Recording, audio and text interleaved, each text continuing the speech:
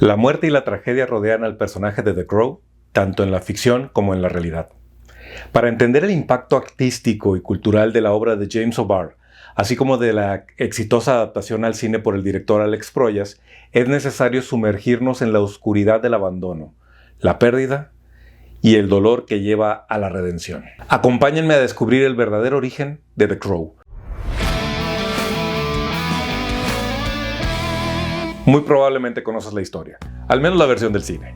Eric Draven y su novia Shelley Webster son brutalmente por una pandilla de criminales. El Cuervo, un ser místico que lleva las almas al más allá, decide darle a Eric la oportunidad de vengarse y un año después le devuelve la vida para que busque y castigue a los responsables de esta tragedia. El cómic escrito y dibujado por James O'Barr es ligeramente distinto, pero la película mantiene la esencia principal: la venganza de Eric Draven en contra de un grupo de criminales que, sin motivo, le arrebataron todo de una forma cruel y despiadada. La primera aparición del Cuervo fue en la contraportada de Dead World número 10, el primer cómic de la editorial independiente Caliber Press.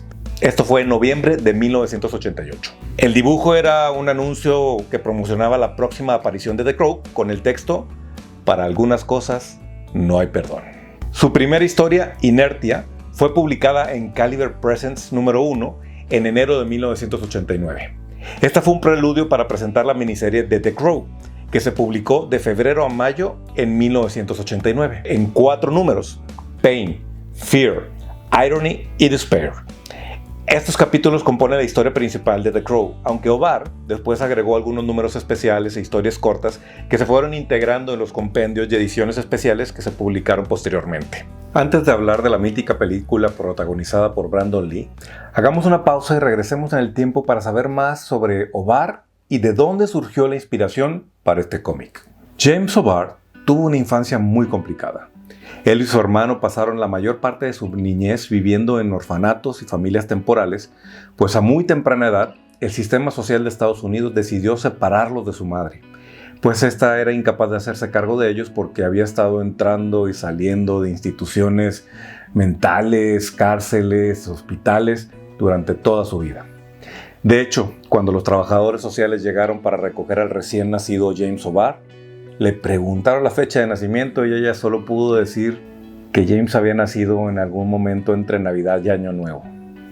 A sus 16 años, James se enamoró perdidamente de Beverly, una chica que llegó para cambiar su vida y darle esperanza.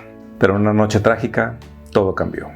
James le pidió a Beverly que pasara por él y cuando ella se dirigía a su coche, un conductor ebrio la atropelló. La joven falleció en el hospital debido a las heridas de este incidente. Para O'Barr, superar la pérdida de la única luz en su vida fue muy complicado.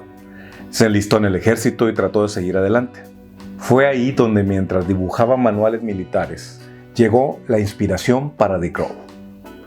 Eric Draven llegó a salvarlo como un medio para poder procesar el coraje, odio e impotencia que invadía su corazón. Por un tiempo, cuando le preguntaban en las convenciones de cómics sobre cuál era el origen de la idea para crear su obra, él respondía que estaba inspirada en algunos hechos de su vida y personas reales. De ahí surgió la leyenda de que Draven y su novia Shelby realmente existieron, pero en realidad nunca fue así. Algunos años después, O'Barr decidió contar a sus fans la traumática experiencia que le hizo escribir y dibujar esta historia. Cuando lees el cómic de The Crow, puedes percibir en cada página una melancolía que se funde con la impotencia y el odio, brindando al lector emociones que le permiten conectar con sus propias penas y frustraciones, hasta llevarlo a una catarsis en la que la violencia no solo es justificada, sino que es bella y reconfortante. Al conocer la historia de O'Barr, puedes entender por qué.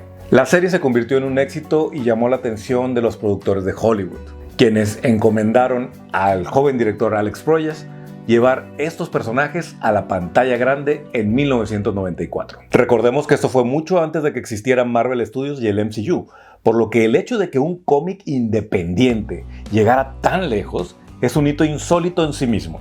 Proyas comprendió de inmediato la energía narrativa y estética de The Crow, por lo que supo exactamente cómo encauzar la adaptación. Además, seleccionó al hijo del fallecido Bruce Lee como el protagonista. De hecho, este fue un tremendo casting porque además de que Brandon Lee realmente empataba físicamente con la representación ilustrada del personaje, resulta que también era fan del cómic. O'Barr comentó en varias entrevistas que al conocer a Brandon Lee se sorprendió porque este se sabía de memoria varias de las líneas del cómic. De ahí que Brandon y James se hicieran grandes amigos durante la producción. Todo parecía mejorar en la vida de James O'Barr. Había publicado una gran obra independiente que se transformó en un rotundo éxito en el mundo de la cultura geek, y Hollywood había decidido invertir una buena suma de dinero en adaptarla de la mano de un buen director y con un protagonista que estaba en su camino para ser la siguiente estrella de las películas de acción. Sin embargo, la tragedia volvió a envolverlo con un hecho inesperado.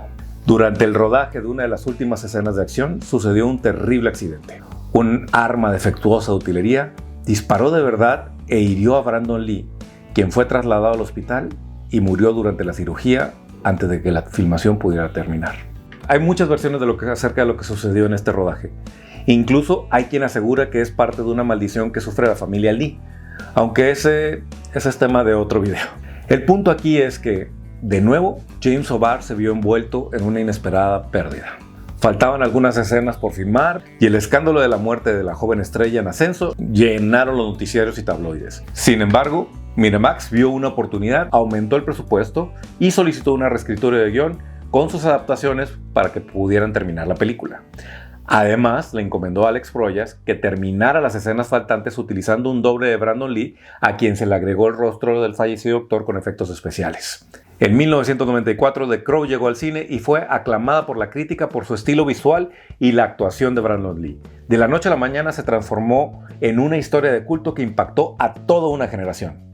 Los pósters, ropa y mercancía de The Crow se vendían como pan caliente a nivel mundial. La representación de The Crow de Brandon Lee se convirtió en un cosplay clásico en Comic Con y uno de los disfraces de Halloween más populares por años. A través de los años, El Cuervo tuvo muchos intentos de recapturar la magia a través de cómics, novelas, 4 secuelas y una serie de televisión. Pero nada logró acercarse al impacto de la combinación de Proyas, Lee y O'Barr. Justo en este momento tenemos un remake en el cine protagonizado por Bill Skarsgård, que al momento de esta grabación yo no he visto. De hecho, no sé si la voy a ver.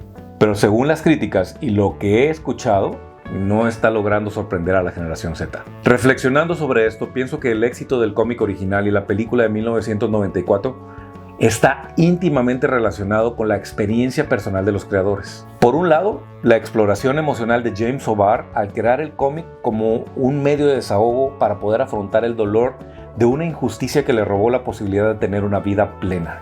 Por otro lado, la pasión de Brandon Lee para darle vida a un personaje que no solo amaba, sino que prometía ser el vehículo que lo impulsaría para poder alcanzar la fama y ser esa gran estrella de cine a la altura de su padre, continuando con un legado y creando un tributo que pudiera darle algo de paz tras la muerte repentina de Bruce Lee. Y finalmente, el compromiso que adoptó Alex Proyas de culminar una obra a la que se le había entregado en cuerpo y alma y que de quedar inconclusa, le hubiera robado al mundo la posibilidad de ver la grandeza del trabajo actoral de Brandon Lee.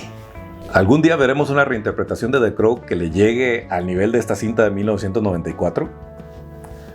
Creo que será difícil, pero por todo lo que hay detrás. Sin embargo, en verdad deseo que alguien encuentre la forma de hacerlo posible y que surja esta película que impacta a toda una generación, tal como sucedió con la mía.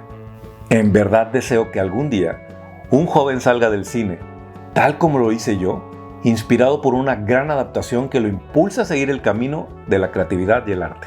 Ahora la pregunta es para ustedes. ¿Alguien debería intentar una nueva adaptación de The Crow o mejor nos quedamos con la película de 1994 y la novela gráfica original? Compartan sus comentarios y síganos en nuestras redes sociales para continuar expandiendo esta comunidad que promueve el amor por toda la cultura geek. Yo soy el camarada Richo y nos vemos en la próxima. Camaradas todos.